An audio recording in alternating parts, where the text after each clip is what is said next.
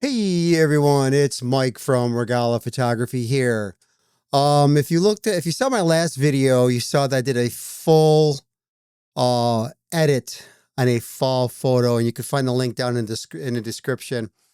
It's a full edit from beginning to end. Here I have just 5 tips for you on how you can really make your fall photos pop and just really bring that color that you saw with your eyes, really bring it out in your photos. Okay. Now, these 5 tips, while I am going to show them to you individually, technically they are meant to be worked together. You wouldn't just do one of these techniques and then leave your photo as is. I mean, you could, but what I did here is that I did basic edit, mostly just exposure with each one of these photos. So you can see here, the eyeball on the basic tab is lit up. So if I click on that and I hold it, that's what the original photo looks like. And you can see here, there it is with the basic edit. So pretty much just did, exposure, highlights, shadows, whites, blacks, etc. That was pretty much all I did. A little bit of temperature, not much. All I did was in here. So now what I want to do is I want to show you each tip individually. And if you want to see how all these tips work together, you can watch my full edit. Okay. And again, the link is in the description below. So tip number 1, profiles.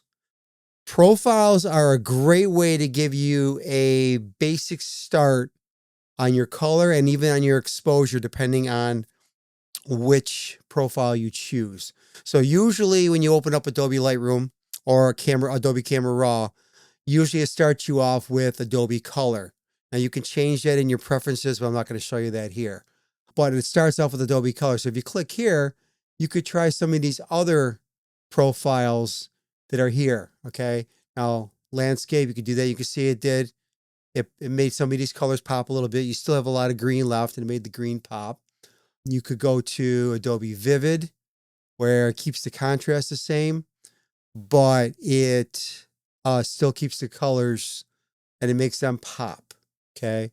Alternatively, you can go with Adobe Neutral, which kind of gives you a generic look and a good foundation. Okay. I really do suggest for a lot of photos to start off with Adobe Neutral or a linear profile, which I do have a video, which I will link that in the description below. You can actually create a linear profile. For this video, instead of using one of those, we have something a little bit different. Over here in this little 4 square icon here, you click that and you can see you have a bunch of different choices here. Like here's your Adobe Raw that we just saw. Here's some that match your camera, etc. There's also some user profiles if you made your own profiles. But if you scroll down here to artistic, and then we scroll over here and we go over to artistic number 3 and click on that, you can see how it really brings out the fall colors, especially the reds. And with the slider here, you can increase it or you can decrease it depending on how much you want. Now I'm going to increase it just a little bit, just to bring out those reds. All right. And you can see here, just by bringing it down, there's what the photo looked like at the beginning. And then here's what it looks like after. And again, here, then your edit is not complete after doing this. You would go and you would do the other tips that I'm showing you. But that's why I am showing you profiles first, because usually that would be what you set first is your profile. Okay, tip number 2 is using the calibration tab. For some reason, and you know what, me included, using the I was always afraid to use the calibration tab. I thought it would just mess something up. I thought you were calibrating your computer, your monitor, whatever, blah, blah, blah. I didn't really understand what it was actually doing. But once I learned how to use it, I realized how powerful of a tool it is. Now, again, I did basic edits. So if I click on the eyeball, that's what the raw file looks like. And then there are the basic edits. Okay. So now what I would normally do is I would come down here and start with the blue primary and select the hue tab. and you can slide. If you slide it to the right, you're going to bring out more of the blues and the greens. However, if you go to the left, you're going to bring out more of the reds. Now, one thing to keep in mind, since this is the blue primary, you are changing the color of your blues if you have a sky in your photo, okay? Now, it's very easily fixed by just coming in over here to the color mixer right there, and you can click on the, actually right here, and then click on the little tool right here, and then you can scroll and you can bring your blues back to where you want them. We'll go back to the calibration tab. That's with the blue primary only. Now you can come on up to the green primary, and if you bring it over to the right, it's going to bring out more of the reds a little bit, okay, and the greens. If you go to the left, it's going to bring out more of your yellows. Kind of, to me, it makes it a little bit more muddy if you go too far that way, but sometimes you will want to go that way. Now, you don't want to completely lose your greens. You do want to keep some of them in there, just especially the way this photo is. I mean, there is a lot of green still left in the photo. And then same thing with the reds. If you go to the red, you go to the right, you're going to bring out more of the magenta and the reds. If you go to the left, you're going to bring out more of the yellow. I'm not opposed to coming this way to the yellow too much. And then you could bring that up a little bit like that. And you could play around and you can get this just to where you want it. And again, here is your before, and then there's your after. Before and after. You can see it really makes the yellows, oranges, and reds pop out of your photo. And again, remember, this is just one tool that you would use in a full edit. Tip number 3, color grading tab. Some of you may remember this is called split toning. Over Adobe changed that, and now they call it color grading. And again, you can see up here, here's my raw file, the way it looked before the edits. And then there's my basic edits right there. And again, it was only in the basic tab that I did anything right there. So basically, color grading is going to let you adjust the tone of the highlights, the midtones, and the shadows individually. And I'll tell you, it really does make a difference in your photo. But again, a little can go a long way, just as with any one of these tabs or these tips that I'm showing you. Play it by eye, look at it, maybe take a walk away, and then come back to see what it looks like. So we're going to start with the highlights first. Now, you could just take this little dot and slide it around to find the tone you're looking for. To me, I find it a little bit clumsy. So what I do here first is I'll find the hue I want. And in this case, it's for the highlights. So I want to do somewhere between a yellow and an orange. And then I can take the saturation tab and I can bring up the saturation. Now, again, if you go too far, it's going to make your photo look a little bit wonky. So what I do is bring it down, bring it up a little bit. And again, you could always come back to it. Now, because these are highlights, I'm going to brighten them up a little bit. You could darken them if you want to, but I'm going to brighten them up just a little bit. Kind of take the edge off of that tone you just did. And then now I usually come over to the shadows next, only because I like to use the midtones to kind of level things off a bit. Now, obviously, shadows are usually more on the cooler side. So we're going to bring this over till we get to a nice shade of blue.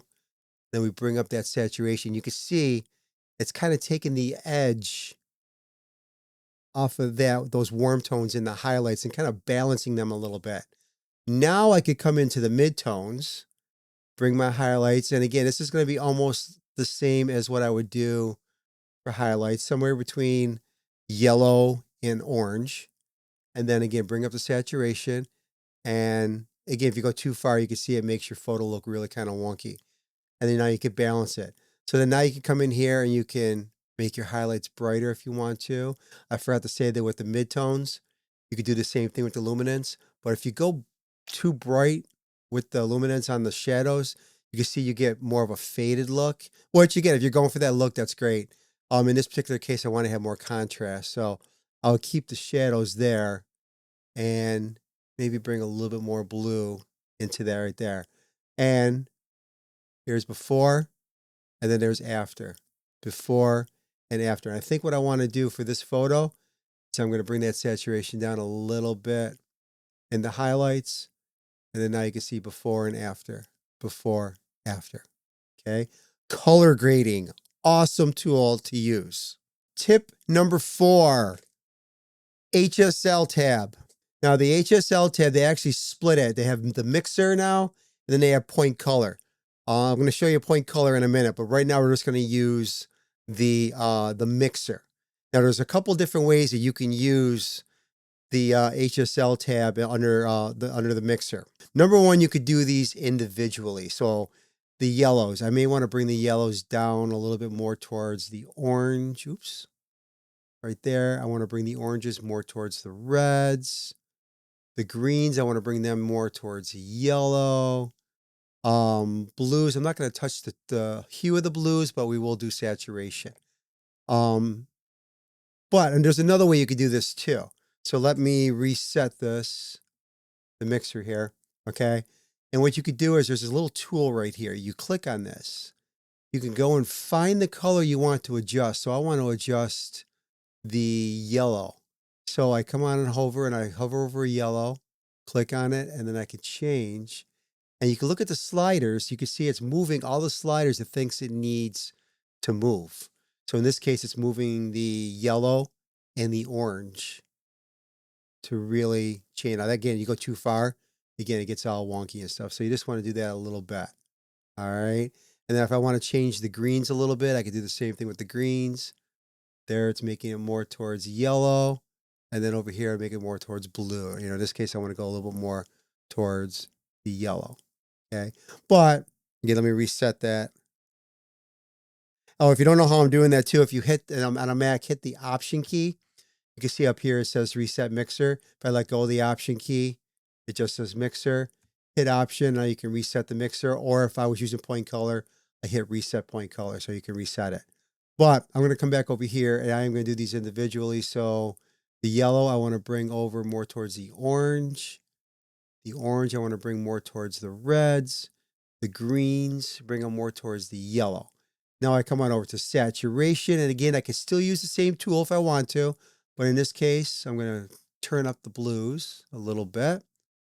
I want to increase my yellows just a tad. Orange, I want to go up quite a bit. Not quite a bit, but enough. And then a little bit of reds. All right. Make them pop a little bit more. The greens, I want to bring them down just a tiny bit there.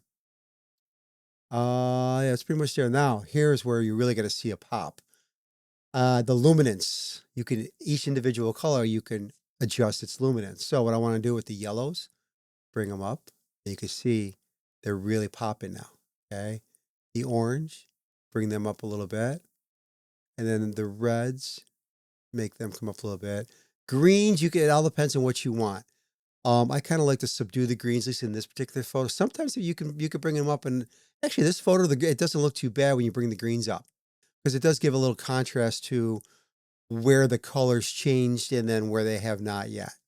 Okay, so color mixer, still the same as it's been for a while, but I tell you, it's a very, very powerful tool, especially when using or doing fall color. Tip number 5, we have under color mixer, we have a fairly new, it's been around for a few months now, something called point color. And actually, before I begin, here is my raw file before, and here it is after the basic edits. With point color, it allows you to isolate a color and even a color range if you want to. It's a very, very powerful tool. So if I want to, what you want to do is you want to click the eyedropper. Now you come on over and you can see you can pick your different colors. So the first thing I want to do is I want to deepen that blue. So I want to saturate that a little bit more, not too much though. And I want to bring over the range a little bit. I want to change the hue over to that color a little bit more. And let me see, bring that back a little bit. And then I want to bring now see, if you go too much, it's going to make it all wonky now. But like that, and then we could play around with the saturation range, the hue range, and then the luminance range. Okay, so, again, and also we can limit the range as well. And then let me see if I want to saturate a little bit more. I could do that. There we go. That's a little bit better. All right. And then I can come on over and I click the eyedropper again. And then now I can come, oops, there it is. Okay. There it is. Now I can start picking the fall colors here. And the first thing I want to do is I want to pick like a yellowish orange. So what I want to do is I want to bring the hue, brighten it up a little bit. The saturation, bring that up. Again, don't go too crazy. And I want to bring this a little bit over more toward the red. You could change the range a little bit if you want. And again, you can mess with the hue range, the saturation range, or the luminance range as well. I do want to increase the luminance a little bit. Now I can click another one. Now you can do up to 8 different swatches under the point color under the color mixer. However, if you do want to do more, I'll show you in a minute, but you could do that with a mask. So now I want to come on over and I want to get a different color. So let's pick that one. Okay, a little bit deeper. And let's make that brighter, make that pop. Bring up the saturation a little bit on that as well. The hue, we're going to make that a little bit more red. And again, do we want to mess with the range? No, we're good with those. Yeah, we're good. Perfect. And we'll do one more here. Let's come on over to the greens here. See, the greens over here are they're kind of dark. Okay, so I want to brighten them up a little bit. So there we go. And then I want to change the hue a little bit more towards the yellow. All right. And then I want to saturate those. Yeah, I want to saturate those a little bit to kind of just, again, bring a little bit of attention to the back here. And then we have all of this. But here you can see here, there's the before and there's the after. And that was just with, not including the sky, it was only 3 swatches. Okay, so before and after. Now I mentioned that you can use point color in a mask. So let's just, we'll use a radial gradient. And let's just say I want to affect just the colors over here in this area. So I can sit there and I can make a radial mask like that. And then, I probably would want to increase the shadows just a little bit. And then now I can scroll down here and you can see I have a point color option. Click that point color and then I could choose, let's say this yellow right there. And you can see here it is right here. So now I can make it brighter a little bit. I can saturate that a little bit. And then I could come on over and I could do another swatch. I could do another 8 colors. And then if I run out again, I can make another mask and another, and I could keep doing that. So let's just say I want to come on over here and I want to choose the greens. Okay. And again, I want to make them just a tiny bit brighter and more towards the yellow. Okay. And then I want to saturate them up just a little bit. Okay. And again, you don't want to go too much. I'm going to come back over to here. I'm actually going to bring the luminance down just a little bit and the saturation down, only because this is kind of in shadow and you don't want it to compete with what's in the morning sunlight. All right, there you have it.